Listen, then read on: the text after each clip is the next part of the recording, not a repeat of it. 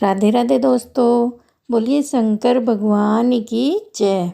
तो दोस्तों, आज मैं आपके लिए सोमवार की व्रत कथा लेकर के आई हूँ। तो कथा को पूरा ध्यान से ज़रूर सुनना। प्राचीन काल की बात है। एक गांव में एक साहूकार रहता था। वह साहूकार बहुत धनी था, लेकिन साहूकार के कोई संतान न थी। वह अपने वंश को लेकर के हमेशा दुखी रहता था।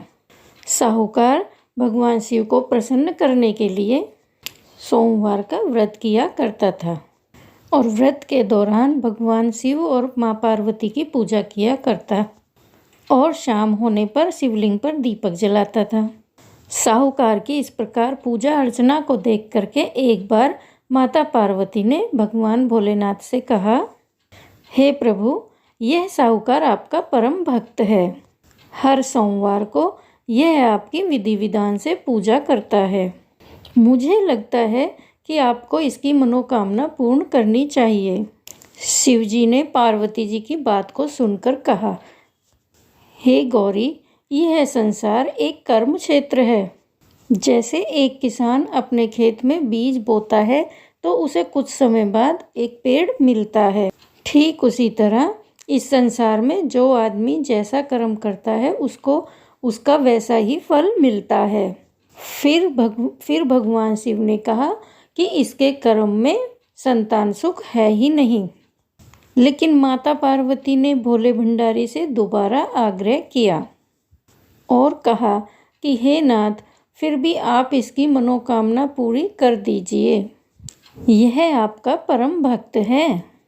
अगर आपने अपने भक्तों की इच्छा को पूरा नहीं किया तो वो आपकी पूजा आराधना क्यों करेंगे? माता पार्वती के इतना आग्रह करने पर भगवान शिव ने कहा, यह साहूकार बहुत धनवान है, पर इसके कोई पुत्र नहीं है, इसलिए यह सदैव चिंतित रहता है।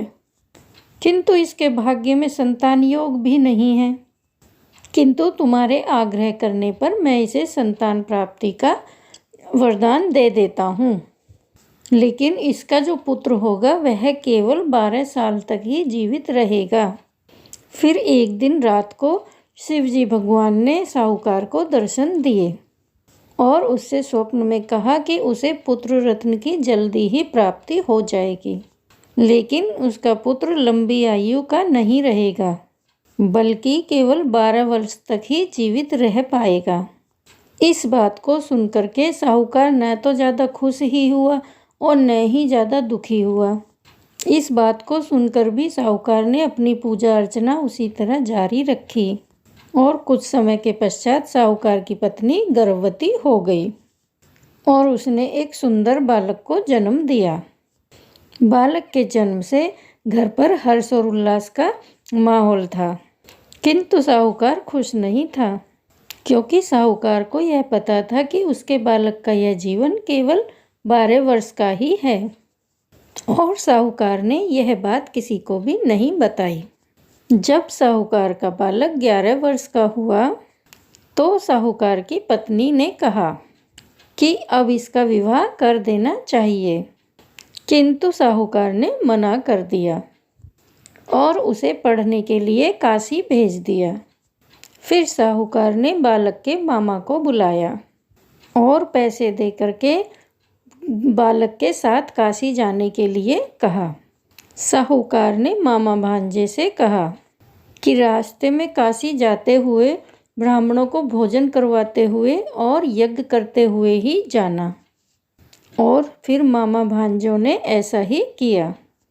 काशी जाते समय जिस रास्ते से मामा भांजे गुजर रहे थे, उसका राजा अपनी पुत्री का विवाह एक ऐसे राजकुमार से करवा रहा था जो कि काना था, यानी कि उसकी एक आंख खराब थी। दूल्हे का पिता इस बात से चिंतित था कि अगर लड़की वालों को यह पता चल गया कि दूल्हा तो काना है तो राजकुमारी विवाह के लिए मना कर देगी। इसलिए उसने जब साहूकार के पुत्र को देखा तो उसने सोचा कि मैं अपने बालक के स्थान पर तोरण के वक्त इस बालक को बिठा दूंगा और लड़की वालों को पता भी नहीं चलेगा। दूल्हे के पिता ने इस बात के लिए साहूकार के पुत्र को राजी किया। इस तरह साहूकार के लड़के ने घोड़ी पे चढ़ कर के तोरण के रस्म की पूरी करी।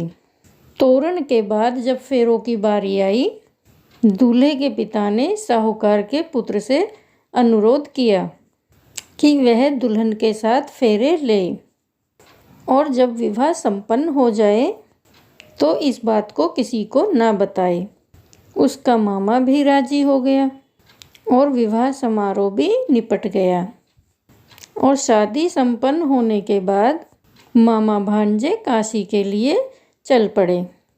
परंतु साहूकार के पुत्र ने दुल्हन के कपड़ों पर लिख दिया कि तुम्हारी शादी मुझसे हुई है, लेकिन जिसके साथ तुम जाओगी वह काना है, उसको एक आंख से दिखाई नहीं देता और मैं काशी में शिक्षा ग्रहण करने जा रहा हूँ। जब राजकुमारी ने यह बात पढ़ी तो उसने राजकुमार के साथ जाने से इनकार कर दिया और वह अपने पिता से बोली, यह मेरा पति नहीं है, मेरा पति तो शिक्षा ग्रहण करने काशी गया है। जब सब जगह यह बात फैल गई तो मजबूरी में दूल्हे के पिता को सारी बात बतानी पड़ी और दुल्हन के पिता ने भी अपनी बेटी को भेजने से इनकार कर दिया। इधर मामा भांजे दोनों काशी पहुंच गए और वह बालक शिक्षा ग्रहण करने लगा और मामा ने यज्ञ कराना भी शुरू कर दिया। जब साहूकार का पुत्र 12 साल का हो गया तो एक दिन वह अपने मामा से बोला कि उसकी तबीयत ठीक नहीं है और वह सोने अंदर जा रहा है। साहूकार का पुत्र अंदर सोने गया और उसकी मृत्यु हो गई।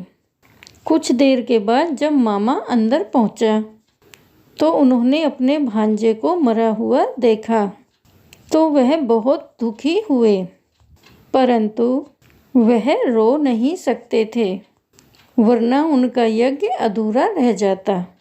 इसलिए मामा ने वापस जाकर यज्ञ पूरा किया और ब्राह्मणों को भोजन करवाने के बाद मामा अपने मृत भांजे को देख करके रोने लगे। उसी वक्त उसी मार्ग से शिव पार्वती गुजर रहे थे। माता पार्वती ने किसी के रोने की आवाज़ सुनी तो उन्होंने शिवजी से कहा, हे प्रभु, कोई मनुष्य रो रहा है, चलो उसके दुखों को दूर कर देते हैं। फिर शिव पार्वती मामा के पास गए और उन्होंने जब उस मृत बालक को देखा तो वह हैरान रह गए, क्योंकि वह भगवान शिव के आशीर्वाद से जन्मा साहूकार का पुत्र था। माता पार्वती ने कहा, हे नाथ, यह तो साहूकार का पुत्र है जिसको आपने केवल 12 वर्ष तक का जीवन दिया था। पार्वती जी ने मृत बालक को देखा तो उन्हें उस पर दया आ गई और माता पार्वती ने शिवजी से कहा, हे प्रभु, आप इस बालक को जीवन दान दे दीजिए, वरना इसके माता पिता जीते जी मर जाएंगे। माता पार्वती की विनती करने पर शिवजी ने उनकी बात मान ली और उस बालक को जीवन दान दे दिया और फिर साहूकार का पुत्र जीवित हो गया और फिर मामा भांजे दोनों अपने घर की ओर प्रस्थान कर गए। रास्ते में साहूकार का पुत्र उसी शहर से गुजरा जहां उसकी शादी हुई थी। दुल्हन के पिता ने बालक को पहचान लिया और मामा भांजे दोनों को लेकर अपने महल में आ गए। दुल्हन के पिता ने एक समारोह किया और फिर अपनी पुत्री को साहूकार के साथ भेज दिया। जब साहूकार का बालक अपने घर पहुंचा तो उसके माता पिता छत पर बैठे थे और सोच रहे थे कि यदि उनका पुत्र सही सलामत वापस घर नहीं लौटा तो वे दोनों भी इसी छत से कूदकर अपनी जान दे देंगे। पर उसी समय उसके मामा वहां आ गए और उन्हें बताया कि उनका पुत्र जीवित है और विवाह करके वापस लौटा है। साहूकार ने अपने बालक को जीवित देखा तो प्रसन्न मन से उसका स्वागत किया और साहूकार का पूरा परिवार खुशी से अपना जीवन बिताने लगा। जैसे भोले बाबा ने इस परिवार पर कृपा करी, ऐसी कृपा सब पर करना, कहते सुनते हुंकारा भरते। तो दोस्तों कैसी लगी आपको कहानी? अगर कहानी अच्छी लगी है तो कमेंट बॉक्स में हर हर महादेव लिखना, और चैनल पर नए हैं तो चैनल को सब्सक्राइब जरूर कर लेना। जय श्री राम, राधे राधे, जय श्री कृष्णा।